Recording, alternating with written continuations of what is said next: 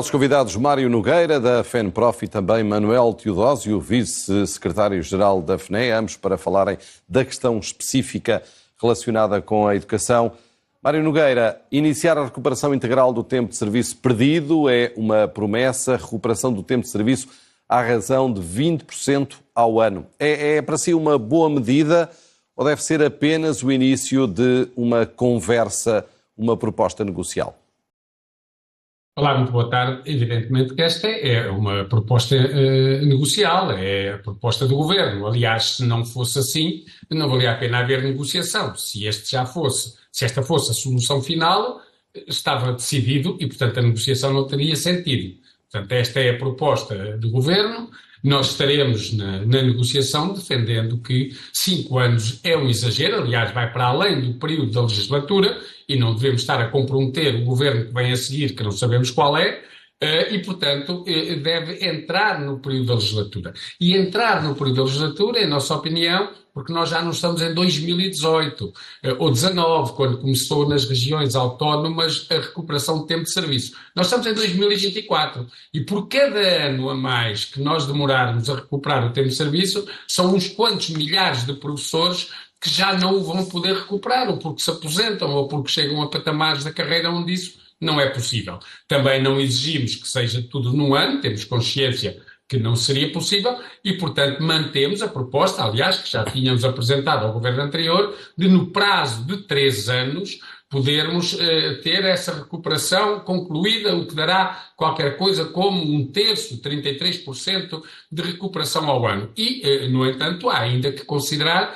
também os professores que, dado o tempo que já passou sobre a perda do tempo de serviço, não conseguiram recuperar e tem que se encontrar alguma forma de compensação para esses colegas, também já o tínhamos dito anteriormente, mas depois há um conjunto enorme, um leque muito grande de professores mais jovens, que são os que estão a abandonar a profissão e que são os jovens que não querem, que concluem o secundário e não querem ser professores, que o motivo de saírem da profissão ou não quererem vir para a profissão não é o tempo de serviço porque não o perderam e que são outros motivos que também é necessário ter em conta e que levaremos à primeira reunião e que não encontramos em muitos casos. Há uma ou outra medida, nomeadamente a valorização dos salários e dos valores salariais no ingresso de carreira. Isso é importante para atrair os jovens, também a colocação ou a criação de incentivos para a colocação em zonas que são mais, onde o custo de vida é maior, no Algarve, Lisboa e Val do Tejo, também em zonas mais isoladas,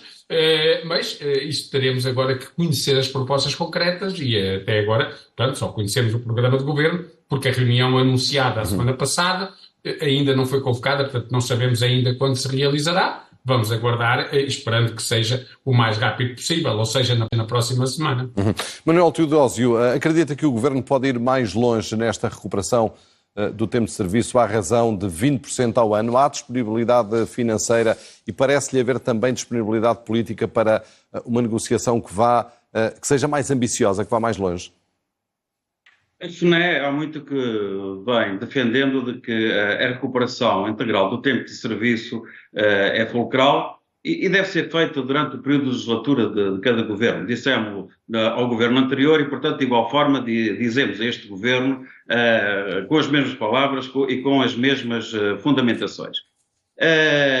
Com a situação que temos neste momento, para nós, FNE, entendemos que é possível, neste primeiro ano, poder ir mais longe. Nós entendemos que um valor superior a 30% neste primeiro ano faria toda a justiça. Penso que há folga orçamental para que seja feita, de forma a compensar o prejuízo enorme que os professores já tiveram. E o prejuízo enorme que estes professores já tiveram, estamos a falar em valores superiores a 30 mil euros que cada professor deixou de receber desde o início deste processo, que vem desde 2005, esta perda deste tempo que não foi contabilizado. Portanto, há valores que já foram perdidos e que obviamente não são recuperados. E, portanto, aquilo que está hoje em cima da mesa e aquilo que estamos a falar não é recuperar os valores perdidos, é não continuar esta penalização que já tiveram até aqui. E por isso, quanto mais depressa for levantada esta penalização, quanto mais depressa eles forem ressarcidos de valores que são seus por direito, é importante. E, portanto, se a legislatura é para 4 anos, entendemos que neste primeiro ano devemos ir o mais longe possível. O Governo deve fazer um esforço de acordo com as verbas disponíveis para esta rúbrica, poder compensar. E se tivermos aqui no primeiro ano um valor superior a 30%, eu penso que era um sinal extremamente positivo que se dava aos professores, era um sinal tranquilizador, apaziguador, direi eu, em termos das escolas, no sentido de podermos encetar todas as outras negociações, todas as outras situações, todos os outros processos que afetam os professores. E que esta compensação seja feita de uma forma equitativa para os professores todos, que ninguém fique para trás. Nós estamos habituados a ter havido medidas em que alguns ficam sempre para trás. Só abrange alguns. Isto é uma situação em que são milhares de pessoas que foram afetados por esta situação e tem que haver uma solução que venha ao encontro destes milhares todos, que ninguém fique de fora. E de acordo com a sua situação, que seja encontrada uma forma de compensação, porque temos alguns que já estão, obviamente, no topo da carreira e que aparentemente isto já não vão beneficiar e, portanto, tem que ser encontrado algo para com isso, como aqueles que, entretanto, já se viram obrigados a abandonar o sistema de ensino. E já agora dizer, até porque o documento deste programa de governo no fundo, deixa aqui uma janela aberta de pedir que pessoas aposentadas possam regressar para fazer face à falta de professores. A questão é esta: os professores querem se aposentar mais cedo, os professores estão cansados, os professores estão saturados. Portanto, a questão de quem já se aposentou regressar é uma questão que não vai ter efeito prático rigorosamente nenhum, até porque os cá estão também querem sair. O que é fundamental, isso sim, é que sejam dadas medidas compensatórias, estimulantes a quem cá está, de forma a que permaneçam e de forma a que sejam motivadores para que novos optem por esta profissão, que venham porque são necessários, e todo o trabalho que for feito já vai com anos de atraso, porque nós, a nível da FNE, há muitos anos vimos alertando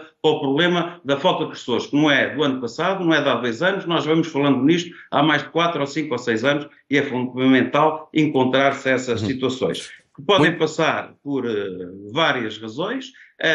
Em termos de apoio na deslocalização, é óbvio que o documento do Governo também nos fala aqui uma compensação para quem está em sede de IRS, para quem está a mais de 70 km. Isto obviamente são intenções, vamos ver o processo negocial, porque não percebemos porque é que é 70, não é 60, não é 50, não é 40, e portanto isto faz parte do processo natural da negociação, estamos à espera que se inicie para percebermos esta questão. Agora, é importante haver estas medidas compensatórias, quer seja em termos de IRS, quer seja de apoios à baixa densidade que o programa do Governo também refere. Agora, estamos expectantes para saber efetivamente como é que da teoria vamos ir para a prática. Mário Nogueira, as intenções... Eu tinha mais uma pergunta para cada um. Mário Nogueira, há aqui mais 2 questões que estão referidas nestas medidas. Construir um referencial para a avaliação de desempenho e também um programa de emergência para atrair novos professores. Parece-lhe que são 2 áreas onde pode haver avanços significativos? Vamos ver. Lemos isso, não sabemos o que é que significa o referencial. A avaliação de desempenho dos professores é hoje um dos motivos de grandes conflitos dentro das escolas, porque nós temos uma avaliação que não é formativa, é uma avaliação essencialmente para fazer aqui a seleção em termos depois da atribuição das classificações e que tem impacto na progressão na carreira. Ela está pervertida por um regime de cotas que depois impede professores, até por vezes classificados com classificações superiores, de terem determinadas menções, excelente ou muito bom, e acabam por descer, enquanto outros, até noutras escolas, que não atingem os mesmos patamares, no entanto, porque têm lugar na cota, acabam por se manter nessas menções. Portanto, há aqui que fazer uma alteração relativamente ao regime de avaliação, mas, como disse, temos que ver o que é que o Governo chama de referencial para podermos pronunciar-nos sobre isso. Relativamente à questão que tem a ver com a atratividade dos jovens, ela é fundamental. Realmente, se nós identificamos como um dos problemas das escolas, do sistema, o envelhecimento do corpo docente, com certeza que a forma de darmos a volta a esse problema não será chamar os colegas aposentados, mesmo admitindo que alguns pudessem ainda querer, mas isso não vai resolver um problema que é crescente. O ano passado reformaram-se mais de 3.500 professores, um aumento de 44% em relação ao ano anterior. Este ano o número é capaz de se aproximar dos 5.000 e, portanto, nós, ao termos na última década e meia, cerca de 20 mil professores jovens que abandonaram a profissão, de termos os jovens que acabam o secundário em número muito reduzido a querer ser professor, nós temos que ter, de facto, formas de atrair os jovens e que eles queiram vir para a profissão. Isso significa, obviamente, haver aqui incentivos não apenas salariais, mas também de estabilidade, de combate à precariedade, que aliás nada está no documento do Governo, e portanto vamos ver. Eu penso que a primeira reunião será muito esclarecedora sobre até onde é que o Governo quer ir. E vamos esperar, obviamente, por essa reunião. Manuel Teodósio, também o seu raciocínio relativamente a estas duas questões, peço-lhe que seja um pouco sucinto, construir referencial para a avaliação do desempenho e este programa de emergência para atrair novos professores, de que forma é que poderá haver avanços significativos, na sua opinião? Deixe-me dizer que relativamente à avaliação de desempenho, é uma matéria que nós vimos defendendo também há muito tempo que deve ser mexida, porque ela também é um fator de estabilidade dentro das escolas e quando deveria ser um fator de motivação.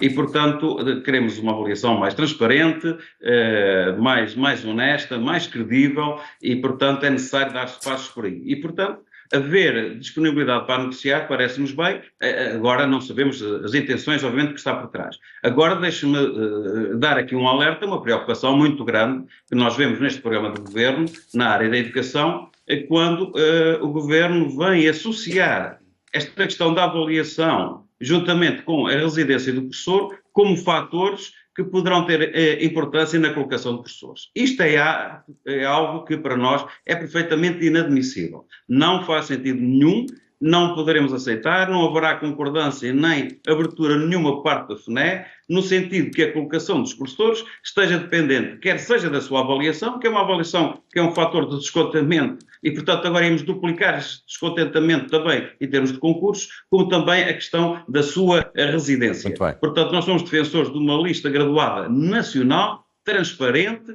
que seja extremamente credível, que é aquilo que tem funcionado. Esse não é um fator de mal-estar nas escolas e, portanto, não vamos transformar um fator que não é um mal-estar nas escolas em algo que possa aqui criar conflitos. E, portanto, a colocação de professores, para nós, não deve ser mexida em termos da lista de graduação nacional. Jamais por aqui a questão da avaliação. Obviamente que tudo o que vier por bem será, obviamente, aceito por nós. Como estamos a falar de intenções, vamos esperar, obviamente, pelas propostas e, como sempre, nós teremos uma posição de propositura e, portanto, e de contrapropostas e com toda a disponibilidade para negociar, porque é com a negociação, com o diálogo social, com a concertação social, que efetivamente se melhora a situação. E são negociações...